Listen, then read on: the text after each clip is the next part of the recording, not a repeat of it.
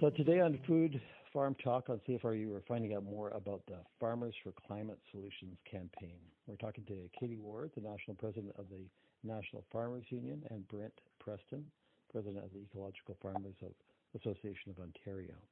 Both their organizations are partners in the Farmers for Climate Solutions campaign. And that campaign was launched on Agriculture Day on February 11th, 2020. At Food Farm Talk, we try to delve behind the superficial headlines to get to more of the substance of the topic at hand. So to do that, I have Katie and Brent on the line today to talk in true COVID-19 format. We're speaking from our own homes in different parts of the province. So Katie and Brent, why don't we start out by each of you briefly introducing yourself and your farming situation, and a little bit about your organization, so listeners can understand something about you as people and about your organizations. And then we'll talk more about the campaign after that.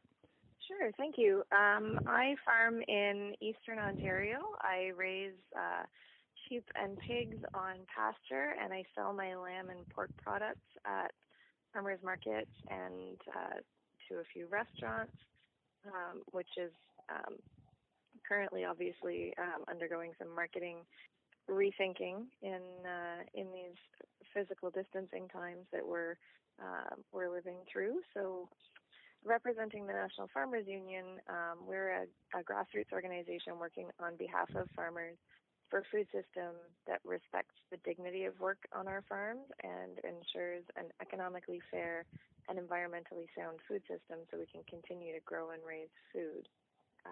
We represent thousands of farmers from coast to coast, producing everything from grain for export to livestock farmers to market gardeners and everything in between. And we all believe that we have a stronger voice when we work together for agricultural policy and on behalf of eaters. Thanks, Paul. So my wife Gillian and I run an operation called The New Farm. We grow vegetables near Creemore, Ontario, just about an hour and a half northwest of Toronto. And we're certified organic, and we grow primarily for the wholesale restaurant industry. Union, but I'm the board president of the Ecological Farmers Association of Ontario. And we represent farmers all across the province, working as to build community, to help farmers build resilient ecological farms, and to build a strong knowledge-sharing community. So we've been around for 40 years, and really the core of our mandate is to help our members become better farmers and to farm in a way that is going to enhance biodiversity, improve the environment, increase the health of their soils, and build resilient, equitable communities around agriculture in Ontario. So you launched this new campaign on Agriculture Day in February. And can you talk a bit about how the campaign was developed and the general purpose behind it? Sure. So about a year ago, the National Farmers Union and Seed Change, which was formerly USC Canada, and the Prairie Climate Center out of Manitoba, got together and started discussing the common interests that we had in developing a space for farmers to talk about the concerns we were having about climate change. So we started looking at what we were going to be able to do to create a space for discussion around this, and that led to the National Farmers Union producing a report called Tackling the Farm Income Crisis and the Climate Crisis. Subsequent to that report being launched, we were able to then open up discussions with the Ecological Farmers Association of Ontario and Ecological and Farm Folk, City Folk out of British Columbia, Rural Roots to Climate Solutions out in Alberta, form this coalition that has become Farmers for Climate Solutions and advance the discussion on a national level envisioning, what we can do to advance solutions to the problems that we're all seeing in our food system. We were really pleased to be able to broaden the coalition to the extent that we have already, and we're really pleased to get folks such as Brent and Gillian at COG, Canadian Organic Growers as well, and really start digging into this and helping to develop policy solutions that are going to help our government support farmers to do the right thing in this situation we find ourselves. Late last year, there were quite a few different organizations that realized that we all had this sense that we needed to do something urgently about the issue of climate and agriculture. That there is sort of a window opening where not just farmers but the broader public are realizing that agriculture right now is a big part of the climate problem, but that there's also potential for agriculture to be a really important and positive part of the climate solution. So we realized that working together, we were going to have a much bigger impact. So you talked about the genesis and some of the organizations behind the current membership and how you came together. And obviously you have a lot of shared values between the organizations. So have you tried, or will you be trying to kind of recruit other farm and commodity organizations to build a bigger coalition within agriculture? Because there are a huge number of, even at the national level, farm organizations like Canadian Federation of Agriculture and all the different commodity organizations as well. So is that part of your plan? Sure. We are currently in discussions with a number of organizations across the country, and the list of organizations that have expressed interest is growing every day. We are absolutely interested in building a broader coalition and helping to move this conversation to a place where we have as many voices as possible as farmers and as an agriculture industry produce about 11 or 12% of Canada's greenhouse gas emissions, but we're really uniquely positioned to make reductions to that with some choices that we can make relatively easily on our farms. And there's a lot of different groups in agriculture that can help to get that information to their membership and help engage farmers across the country. And we're really encouraged by how many groups have already reached out to us, for sure. Yeah, I think that the goal is really to build as broad a coalition as possible. And I think there's a really unique moment right now where a lot of the barriers that I've seen we've been farming for 15 years, and the barriers that I've seen between so-called conventional agriculture and organic agriculture or ecological agriculture are really starting to break down. And we're realizing that people in all parts of the farmers of all stripes have things to learn from each other. And I think it's a really great opportunity right now to rally around this idea of fighting climate change, because all of the things that we're going to do on our farms to reduce our outputs or reduce our emissions and increase the amount of carbon we can sequester on our farms, those are all things that are going to have all kinds of other knock-on benefits in terms of profitability and decreased costs and increased productivity. So we think it's a really great moment to broaden the tent and bring a lot of people into this effort. So building on what you just said, so your website talks about promoting low input, low emission practices and moving away from those high input, high emissions farming practices that rely heavily on fossil fuels, fertilizers, pesticides, plastics, and other inputs.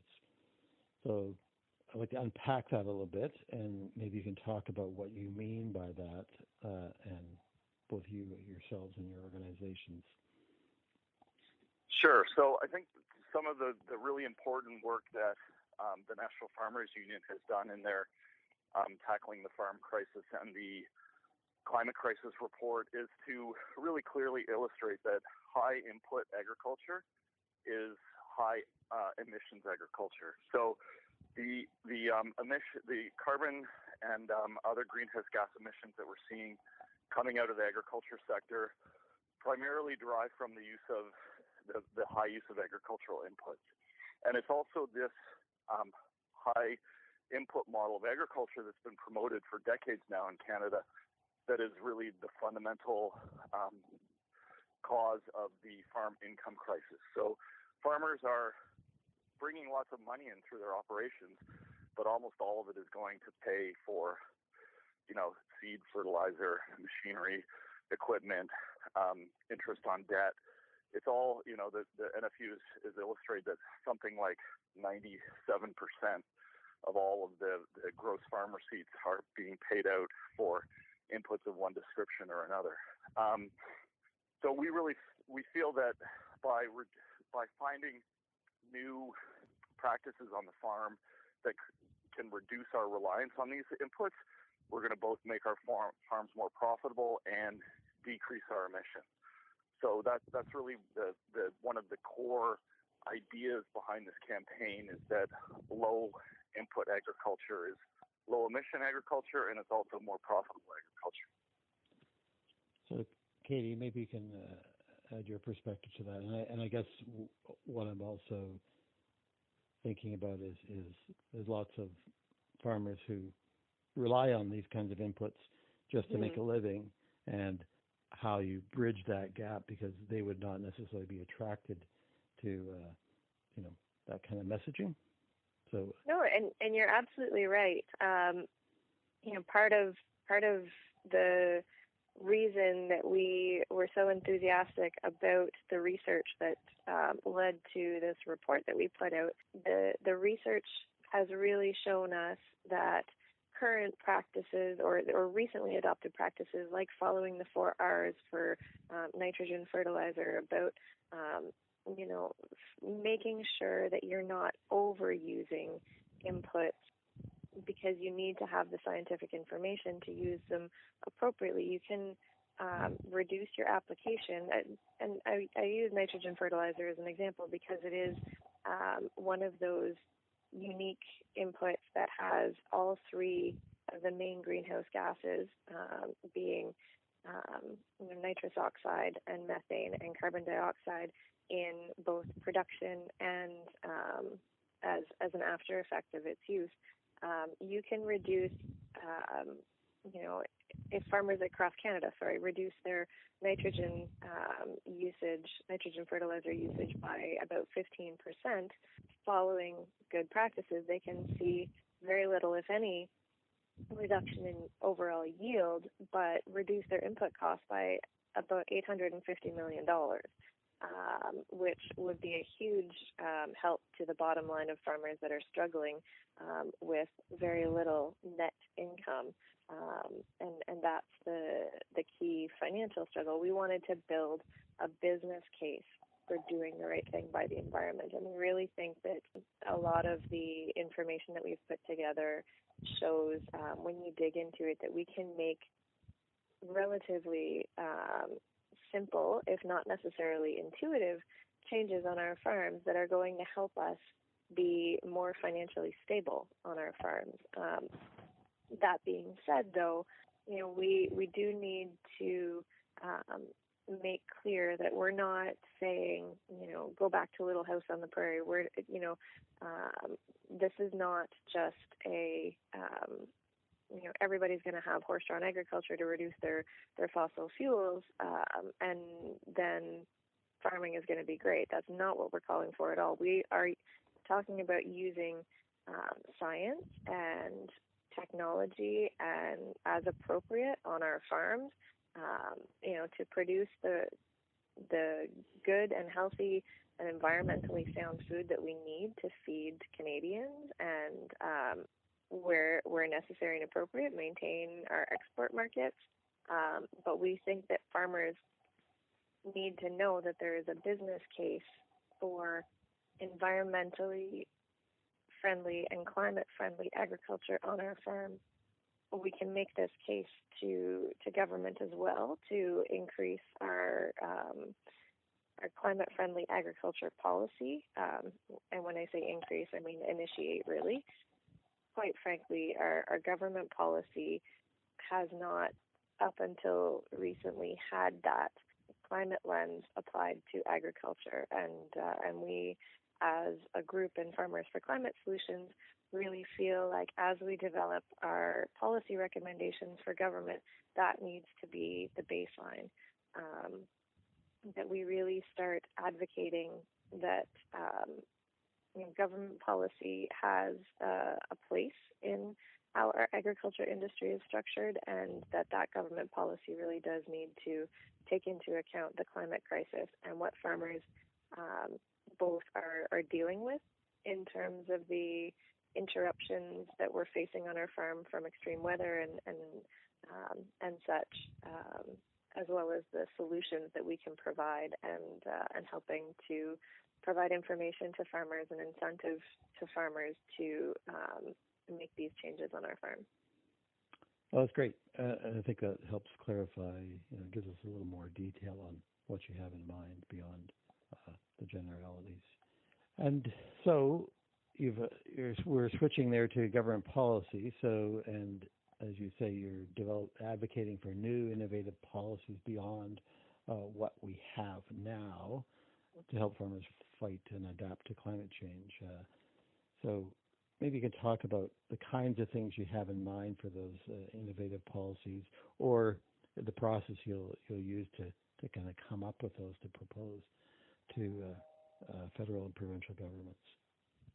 Sure. So as a relatively new group, we are definitely still, we're working on our policy development to make those recommendations to government, both at the federal and provincial level.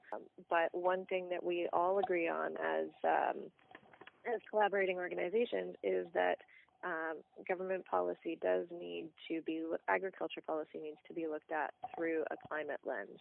So much of what government tends to do over time is, to use an agricultural metaphor, is to sort of slide into siloed ways of thinking and ways of addressing problems.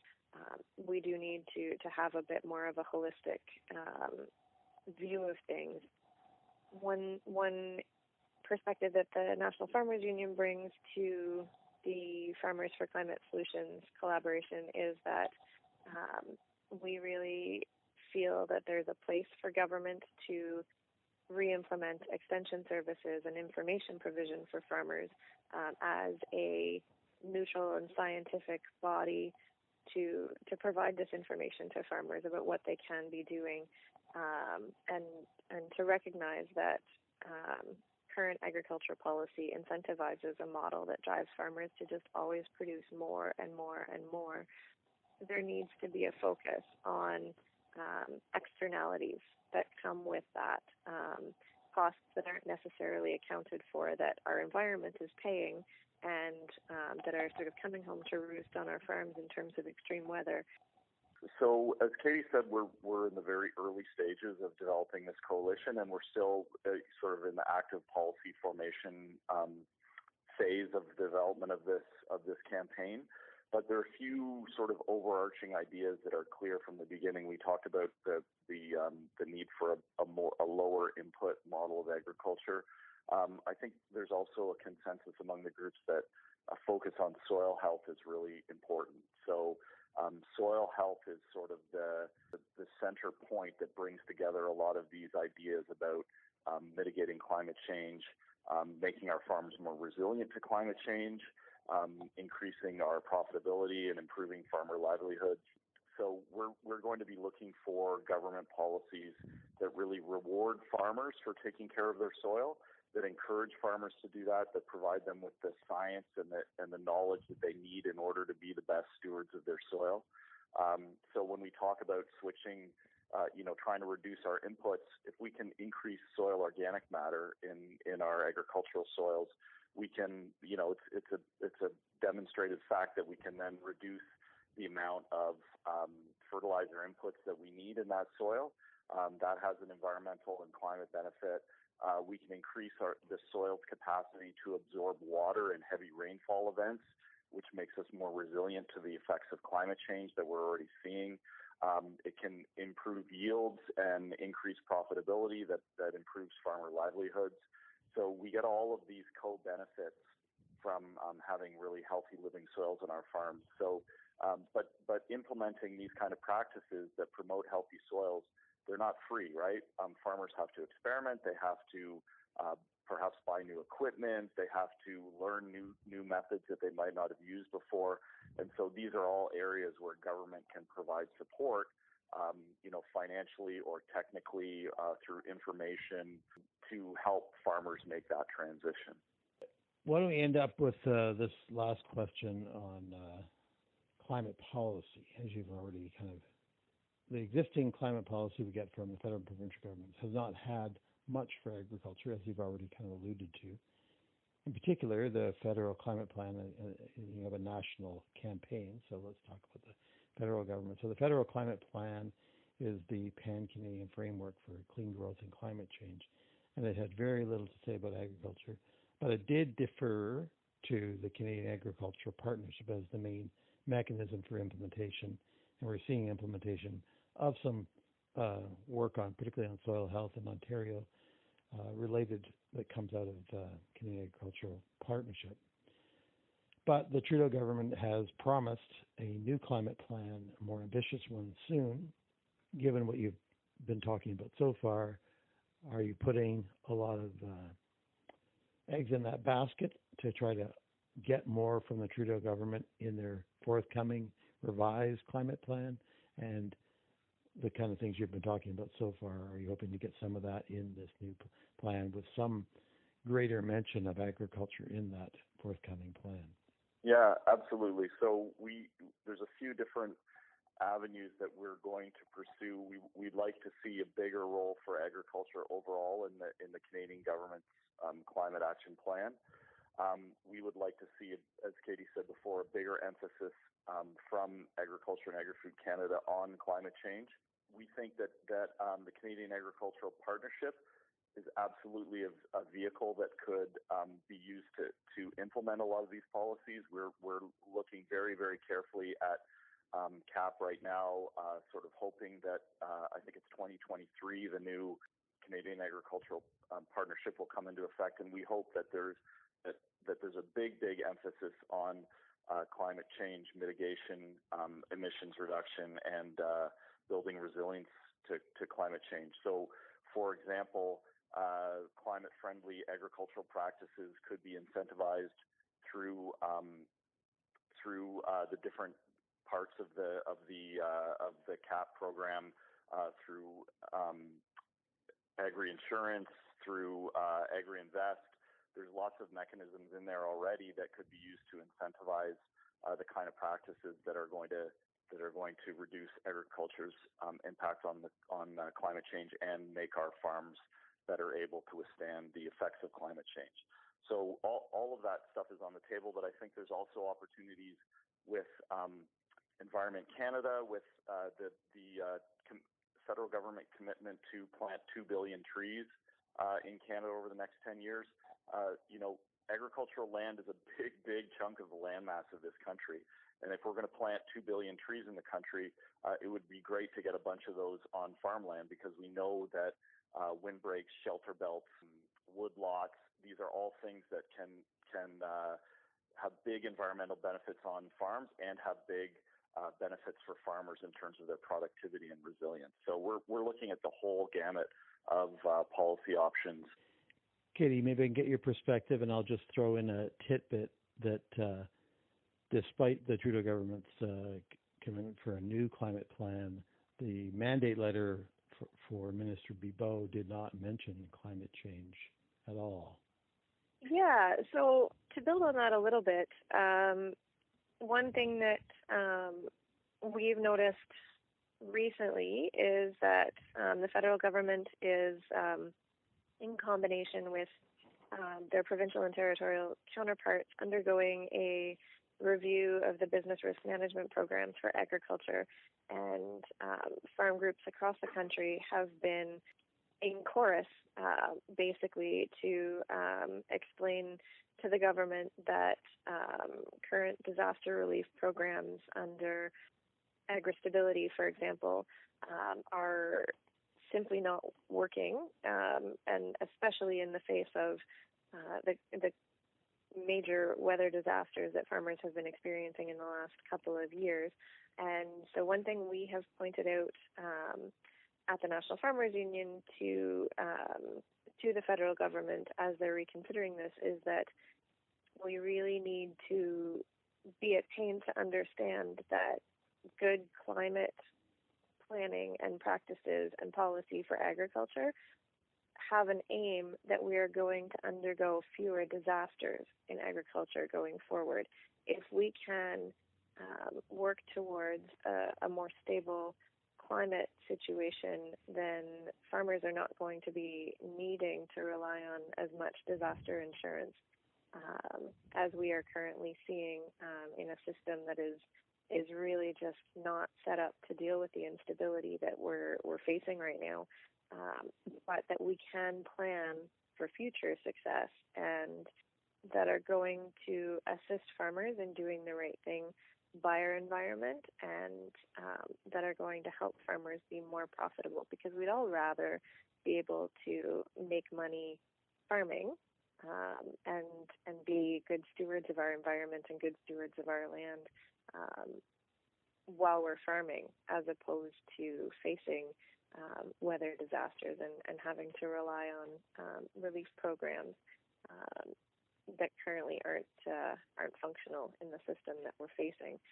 So when we're asking the federal government to plan and to look at instituting programs under CAP that will be helping farmers to do the right thing, we're actually trying to make a business case to the government as well, that, you know, this is the smart financial thing to do. And we think that, you know, with a chorus of voices calling for that together, that we really hope that government will listen.